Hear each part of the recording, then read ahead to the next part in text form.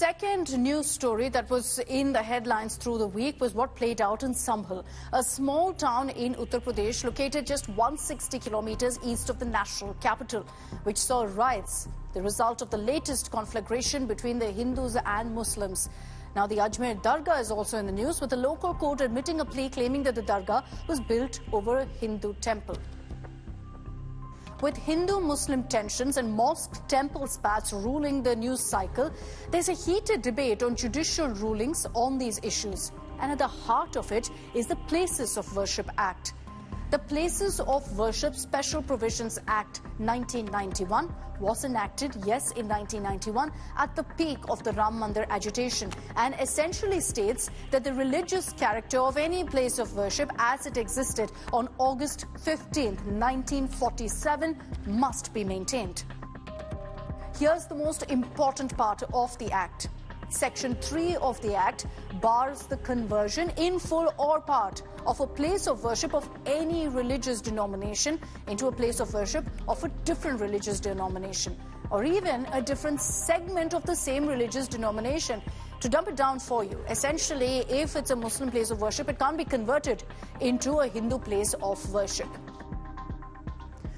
The law, which has been a part of the Congress's 1991 election manifesto, was meant to put to bed all controversies arising out of the alleged historical conversion of a place of worship.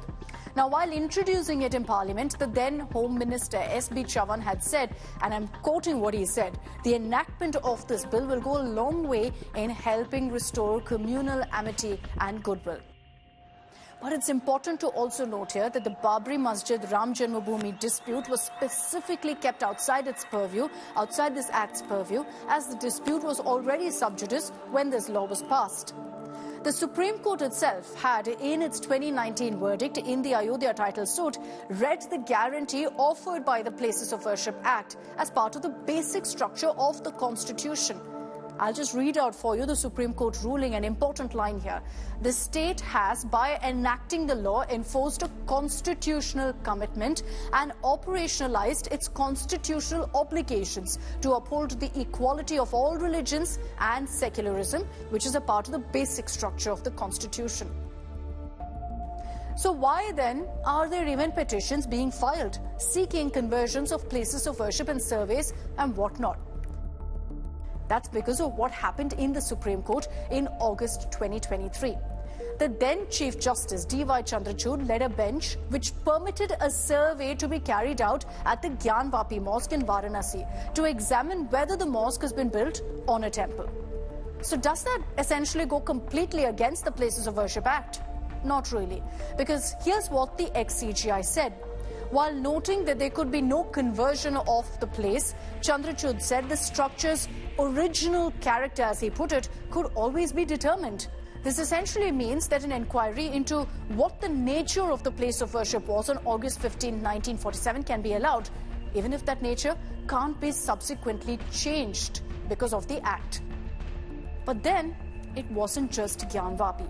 Later that year, a local court in Mathura admitted a plea seeking the transfer of the land of the Shahi Idgah Mosque in the city to a Hindu trust for the construction of a temple at the Krishna Janmabhoomi, leading to a heightened chorus of Ayodhya Jhaki Hai, Kashi Mathura Baki Hai, which essentially translates to Ayodhya is done, Kashi and Mathura are pending, are next. So while the title suits or suits essentially claiming access or the right to worship in Varanasi and Mathura continue, there's also, interestingly, a constitutional challenge to the Places of Worship Act 1991 that's pending before the Supreme Court. The Apex Court currently has before it 4 separate petitions that challenge the Act itself, that challenge the Places of Worship Act. In September 2022, a bench that was headed by then CJI UU Lalit had directed the government to file a response on its stand within 2 weeks on this issue, on the Places of Worship Act. 2 years on, however, the centre is yet to actually file its affidavit. So even as the Union Government and Apex Court are taking their time on this issue, several pleas have been filed before high courts, before local courts, seeking surveys of mosques, not to change the place of worship, but to determine what exactly stood there before. In Agra, there's a plea seeking an ASI survey of the Jama Masjid. In Karnataka, a plea seeks a survey of the Jamia Masjid in Srirangapatna. In Rajasthan, a plea claims that a Shiva temple lies below the Ajmer Dargah. Surveys have been conducted of the Jama Masjid in Sambhal and of the Bhojshala in Dhar, Madhya Pradesh, and that list goes on.